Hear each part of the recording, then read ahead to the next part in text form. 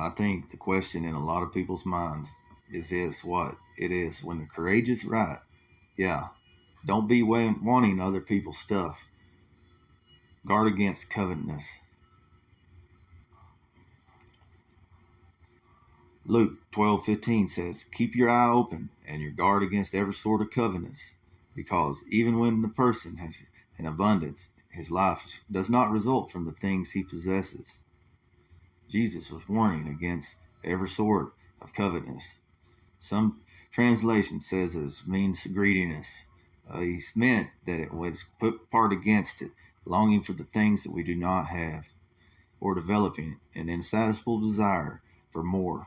Having a proper desire for the things we have in life and need is normal, and it motivates us to work and provide for ourselves. But the difference between normal desire and greed is like the difference between a campfire and a blazing forest fire. One can be useful, controlled, and the other is a destructive, not a control. Proverbs 16:26. The soul of a hard worker has worked hard for him, but greed is dangerous and destructive. It is desire out of control. Now, for many people believe that what matters in life is how much you have, meaning money, status, power, or anything that can be acquired. Paul stated that contentment with what you have is a great gain.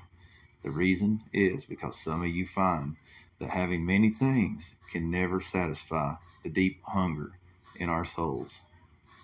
And of course, the prosperity ministry will tell you about what's in the book of James, which says all the best gifts come from above, and everything he provides for us will what we use. They go on to say, but losing all we had because of him, he assures us that we will get it back 100 times of what we lost for him.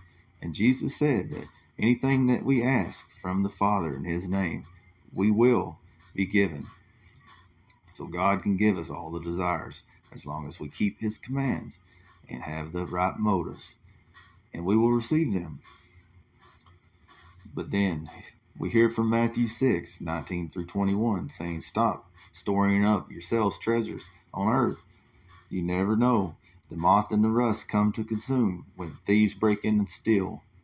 Rather store up for yourself treasures in heaven, whether neither moth nor rust consumes, and where the thieves do not break in and steal. For where the treasure is, there your heart will be also." Jesus always expressed the need to fulfill your life spiritual treasures rather than distract yourself with the pursuing of material matters. Jesus' ministry involved trying to bring the lost sheep of Israel back to the Father in heaven. For example, the words of Jesus in prayer to his Father from John 17:3. This means everlasting life. They're coming to know you, the only true God, and the one who sent Jesus Christ. Let's finish with this thought found in Mark. Jesus mentions a long list of sins, including deeds of coveting, which he says comes from our hearts. So greed is not primarily concerned with the amount, but rather with the attitude and motives. It's like the spirit of poverty doesn't mean poor people just never are satisfied. It never enough, because it's not the poor just because as greedy as the rich, because greed is an attitude that's never quite satisfied. Meaning all I want is a little bit more, and that is you, that is me.